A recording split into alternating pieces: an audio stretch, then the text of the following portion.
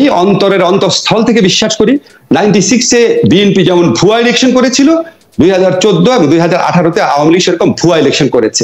96-এ আমি পিএইচডি করার সময় বিদেশে ছিলাম, আমার পক্ষে তখন টকশো ছিল না, বলতে পারতাম না, বাইরে ছিলাম, কিছু লেখালেখি করি নাই। আপনি আমার পিএইচডি গল্প পড়ে দেখবেন আমার মাথা খারাপ অবস্থা তখন। আমেরিকার কাছে যেটিকে আমরা বলি সালিশ করা, নালিশ করা, বিচার দেওয়া, সেটি আপনারা করেছেন কিনা?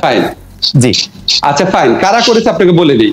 যেমন হিউম্যান রাইটস সিচুয়েশন, যে এরকম র‍্যাব যে গুম করে বা ইয়ের সাথে যে অভিযোগ রয়েছে, এই সমস্ত অভিযোগ ইউনিভার্সাল পিরিয়ডিক্যাল রিভিউতে যখন হয়েছে বাংলাদেশের, তখন সারা পৃথিবীর বিভিন্ন দেশ করেছে, তখন সারা পৃথিবীর বিভিন্ন হিউম্যান রাইটস অর্গানাইজেশন প্রকাশ্যে করেছে, বাংলাদেশের প্রতিনিধি ওখানে ছিল। তো হিউম্যান রাইটস রেকর্ড ওখান থেকে জানে, ইলেকশনের রিপোর্ট আপনার বিবিসি রিপোর্ট আছে, টিআইবির স্টাডি আছে, তারপর সিভিল সার্ভিস আমরা সবাই প্রকাশ্যে বলেছি ইলেকশনে কারচুপি হয়েছে। আমি কে এটা যদি কেউ বলে 2028 সনে ইলেকশনে কারচুপি হয়নি, আমার কাছে মনে হয় যে তার মতো মিথ্যাবাদী আর হতে পারে না আর কি। এটাকে বলা সম্ভব কারোর পক্ষে? অবশ্যই আমি বলছি, সারা জীবন বলবো। আমাকে যদি ভয় দেখায় মুখ বন্ধ না করতে পারবেন, কিন্তু আমার যতদিন বিবেক আছে আমি বলবো, আমার জানা মতে পৃথিবীর ইতিহাসের যে কারচুপিপূর্ণ ইলেকশন হতে পারে না। আপনি আগের রাতে ইলেকশন করে ফেলছেন না প্রফেসর। এখন আপনি যদি বলেন আমাদের থেকে জেনেছে, হ্যাঁ এগুলি জেনেছে, এগুলো তো সব প্রকাশ্যই বলি, পত্রিকায় প্রকাশ্যই লিখি, গোপন কোনো পরামর্শ হয় নাই।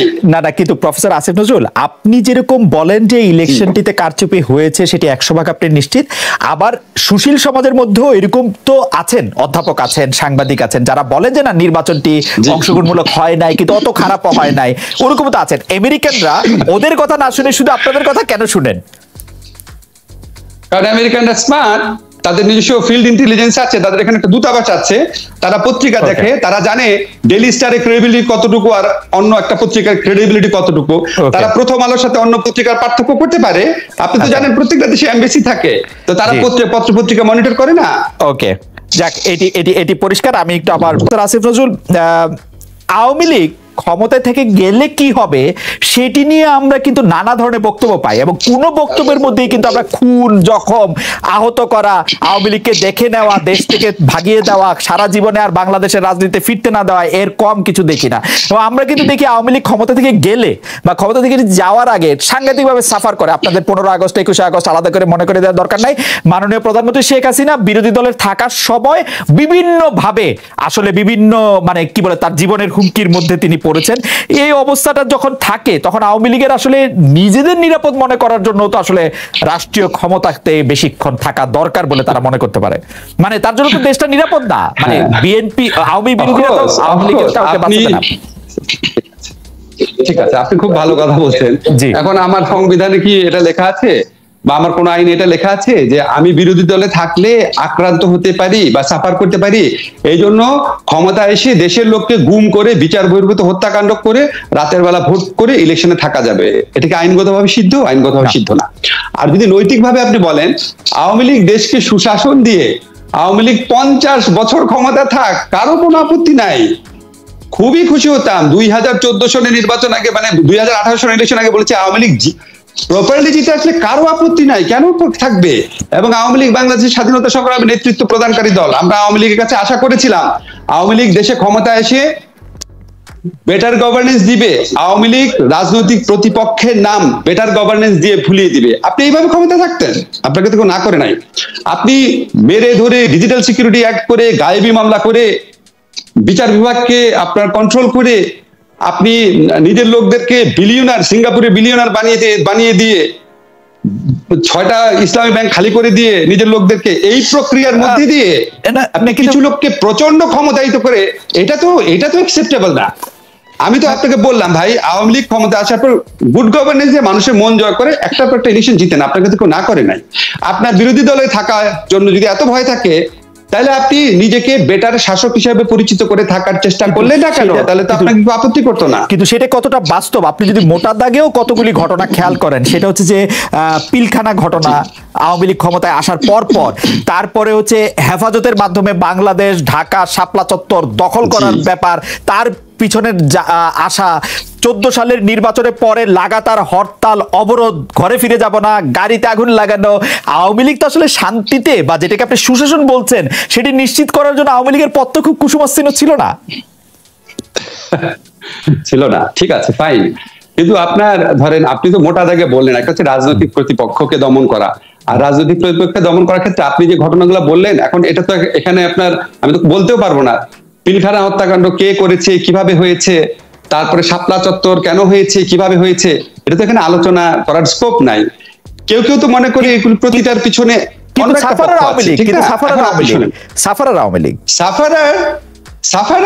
আপনি এটা কি বলতেছেন? ওরা বলছে যে এই শাপলা চত্বরকে দমন করার মাধ্যমেই আওয়ামী লীগ একাধিপত্য কায়েম করেছে।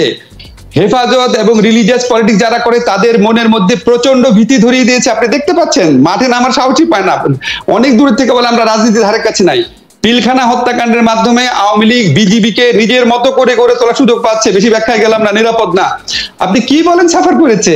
আওয়ামী লীগ তো নিজের কর্তৃত্ব প্রতিষ্ঠা করার জন্য এই ঘটনাগুলোর মাধ্যমে কর্তৃত্ব প্রতিষ্ঠা করেছে। ঘটনা কারা করেছে এটা তো বলা এখানে যাবে না, কোনো একটা সময় হইলে হয়তো দেখা যাবে। কিন্তু আমার কথা হচ্ছে কি ভাই, আমি একটা ল অ্যাবাইডিং মানুষ, আমি একজন আইনের ছাত্র। আমি দেখবো আমার সংবিধানে কি লেখা আছে, 72-এর সংবিধানে মুক্তিযুদ্ধের চেতনায় প্রত্যেকটা মানুষের একটা ভোট, জনগণ ভোট দিবে, ভোট দেওয়ার পর সেই ভোটটা কাউন্টেড হবে। আমি অন্তরের অন্তঃস্থল থেকে বিশ্বাস করি 96-এ বিএনপি যেমন ভুয়া ইলেকশন করেছিল, 2014 এবং 2018-তে আওয়ামী লীগ সেরকম ভুয়া ইলেকশন করেছে। 96-এ আমি পিএইচডি করার সময় বিদেশে ছিলাম, আমার পক্ষে তখন টক শো ছিল না, বলতে পারতাম না, বাইরে ছিলাম, কিছু লেখালেখি করি নাই। আপনি আমার পিএইচডি গল্প পড়ে দেখবেন আমার মাথা খারাপ অবস্থা তখন। আপনাকে এখানে আবার কথা দিলাম, 1000 বার কথা দিয়েছি, বিএনপি যদি ভবিষ্যতে 2014 আর 2018 সালের মধ্যে ভুয়া ইলেকশন করে, এক্স্যাক্টলি এই ল্যাঙ্গুয়েজে প্রতিবাদ করব। মানুষের ভোটাধিকার কেড়ে নেওয়ার অধিকার কারো নাই। আপনি 5 বছর ইচ্ছা মতো দেশ চালান, অসুবিধা নাই, কিন্তু আপনার চালানোটা জনগণের পছন্দ হয়েছে কি হয়েছে না, সেই অধিকার থেকে আপনি তাকে মেরে ধরে বঞ্চিত করতে পারবেন না। এটার বিরুদ্ধে যে কথা বলবে তাকে বাংলাদেশের মানুষ ভালোবাসবে। আজকে ধরেন এই যে আমি ধরেন বললাম নিকৃষ্ট দালাল, এইটাই আপনি দেখেন তো টক শোয়ে পরে কত লোক আমার কথা পছন্দ করে, কারণ তারা এটা মানুষের মনের কথা। আপনি মানুষের ভোটাধিকার কেড়ে নিতে পারেন না।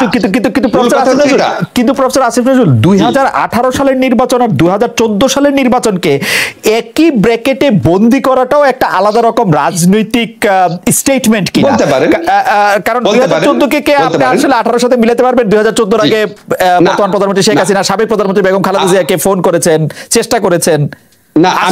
আমি আপনি বলেন না, আমি বলি 2014 সনের নির্বাচনের জন্য আমি আওয়ামী লীগকে সেভাবে দোষ দেই না। আওয়ামী লীগের পক্ষ থেকে চেষ্টা ছিল, অবশ্যই আমি আপনার সাথে একমত। আমি সবচেয়ে জঘন্য নির্বাচন 2018-কে বলি, একসাথে বলতে গিয়ে 2014-এর কথা বলি। 2014 সনে আপনি বিএনপিকে দোষারোপ করার অনেক জায়গা আছে, আপনি আওয়ামী লীগের গুডউইল গুড ইন্টেনশনের অনেক এক্সাম্পল আছে।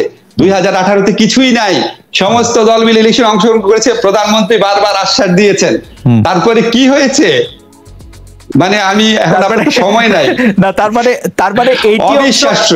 2018 জঘন্যতম নির্বাচন। আমি আমি আমি আমি আমি এই কথা ধরে নিয়ে যে 2014 না 2018 একটি খারাপ ইলেকশন, আমাদের ঠিক ইমিডিয়েট ইলেকশনটি আমাদের খুব খারাপ নির্বাচন হয়েছে। আমি শেষ প্রশ্ন যেটি প্রফেসর মশিউর রহমানকে দিয়ে শুরু করতে চাই এবং প্রফেসর আসিফ নজরুল এই প্রশ্নের ক্ষেত্রে জবাব দিবেন বা এতে মন্তব্য করবেন। আপনার জন্য প্রফেসর মশিউর রহমান 2024 সালের প্রথম সপ্তাহে জানুয়ারির যদি নির্বাচন হয়, জাতীয় নির্বাচন, কি হতে পারে আদর্শ সিচুয়েশন এই 36 দিন বা নির্বাচনী তফসিল ঘোষণার পরে এই 3 মাস? আপনার কাছে শুনবো, প্রফেসর আসিফ নজরুলের কাছেও শুনবো, তার কাছে কি মনে হয় কি হতে পারে হচ্ছে আদর্শ ডেভেলপমেন্ট। প্রফেসর মশিউর রহমান প্রথম আপনার কাছে শুনি। 2023 আমি প্রথম বলবো, আমি নিজে কি আশা করি, আমি নিজে আশা করব যে সব দলের অংশগ্রহণে একটি ভালো নির্বাচন, অংশগ্রহণমূলক নির্বাচন হোক। এটা আমার ব্যক্তিগত আকাঙ্ক্ষা বা চাওয়া। কি হতে পারে যদি বলি, আমার কাছে মনে হয় যে খুব বিরোধাত্মক অবস্থা না হলে বিএনপি বা তাদের কেউ কেউ স্বতন্ত্রে অন্য দলে অংশগ্রহণ করে বা কোনো একটি জোট গঠন করে নির্বাচনে আসার একটি সম্ভাবনা আমি দেখি। আমার নিজের এটি মনে হয়। এবং যদি সেটা যদি হয় নির্বাচন কমিশনের উচিত হবে একটি প্রকৃত অর্থেই যেটি অংশগ্রহণমূলক হয় এবং অবাধ সুষ্ঠু হয়, সেরকম হলে আমরা গণতান্ত্রিক পথে আরেকটু উত্তরণ করব। যেটি আসিফ ভাই বলেছেন যে 18 নির্বাচন, আমি সেটা আগেই বলেছি যে শূন্যতাটাকে সংযোগটা করতে হবে কেন হয়েছে, সেটির যদি আমাদের পূর্ণ করতে হয় কোনো না কোনো ভাবে, আসলে আস্থায় যতক্ষণ পর্যন্ত সবগুলো রাজনৈতিক দল না আসবে, আমরা নিজেরা নিজেরা যদি বৈপরীত্য বাড়াতে থাকি, কাদা ছড়াছড়ি বাড়তে থাকে, তাহলে রাজনৈতিক শূন্যতার সুযোগ অন্য কেউ নেয়।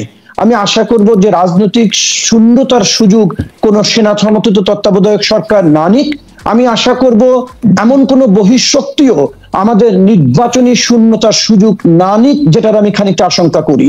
আমি আশা করব যে বাংলাদেশের যে অর্থনৈতিক উন্নয়নের পথে যাচ্ছে, সেখানে মার্কিন যুক্তরাষ্ট্র বলি, চীন বলি, ভারত বলি, সবার সঙ্গে সুসম্পর্কে বাংলাদেশ প্রকৃত অর্থনৈতিক মুক্তি এবং একটা সাংস্কৃতিক জাগরণের দিকে যাক। প্রফেসর মশিউর রহমান, দুটি প্রশ্ন। একটি প্রশ্ন হচ্ছে যে আপনার সাথে প্রায় একই সময় বিশ্ববিদ্যালয়ে যাওয়ার সুযোগ হয়েছিল বলে আপনাকে আসলে আমরা অনেকদিন ধরেই চিনি শিক্ষক হিসাবে, আরো আরো আরো নানান পরিচয়। একই রকম ফর্মুলার সরকার 2007-08 সালে তো আপনি খুশি হয়েছিলেন, তাই না? যে একটি সেনা সমর্থিত তত্ত্বাবধায়ক সরকার বা এরকম একটি সরকার, যে সরকার আসলো, আপনি তো মানে আওয়ামী লীগের পক্ষ থেকে বলা হয়েছিল যে আমরা আন্দোলনের ফসল, আমরা এই আমি খুশি হয়েছিলাম। আপনি এই জায়গাটা আমি আপনার কথা বলছিলাম না, আমি আওয়ামী লীগের কথাই বলছি। যে মানে তখন আপনার এরকম সাক্ষাৎকার নেওয়া হয় নাই, কিন্তু আপনার কথা আমরা শুনেছি। ব্যাপারটা তো এরকমই ছিল, মানে অগাস্টে। মনে হয় না আমি এক সেকেন্ডের জন্য কখনো বলেছি যে এটাকে সাধুবাদ করা যায়, এক সেকেন্ডের জন্য। ওকে, মানে আপনি আওয়ামী লীগ যে সাধুবাদ জানিয়েছিল সেটির ক্ষেত্রে তখন মানে আপনার প্রতিক্রিয়া কি ছিল আর কি? না, ডেফিনেটলি যে কোনো সেনা সমর্থিত তত্ত্বাবধায়ক সরকার সেটি দীর্ঘমেয়াদে থাকবে, সেটির কোনো স্পষ্ট ব্যাপার ছিল না। এবং রাজনৈতিক কৌশল হিসেবে তারা যদি বলেও থাকে, আমি মনে করি না কোনো সময় সেনা সমর্থিত কোনো সরকারকে কোনো গণতান্ত্রিক রাজনৈতিক দলের স্বাগত জানানো উচিত। স্বাগত তো এখনো মানে এক ধরনের জানানোর প্রক্রিয়ার মধ্যে আছে। যাই হোক, আমার শেষ প্রশ্ন, কারণ অনুচিত সেটি যদি করে অনাকাঙ্ক্ষিত, সেটি কেউ করলে সেটি অনাকাঙ্ক্ষিত, সেটি করছে। আমি আপনাকে অন্তত 90-এর শহীদদের প্রতি যদি কারো শ্রদ্ধা থাকে, মুক্তিযুদ্ধের প্রতি যদি কারো শ্রদ্ধা থাকে, নিঃসন্দেহে আমি আশা করব না কোনো রাজনৈতিক দল সেনা সমর্থিত কোনো কিছুকে, সেনাবাহিনী উৎকর্ষতা বৃদ্ধি করবে, আরো পৃথিবীর নানা দেশে তাদের দক্ষতা দেখাবে, কিন্তু তারা ক্ষমতায় আসবে সেটি কাঙ্ক্ষিত না।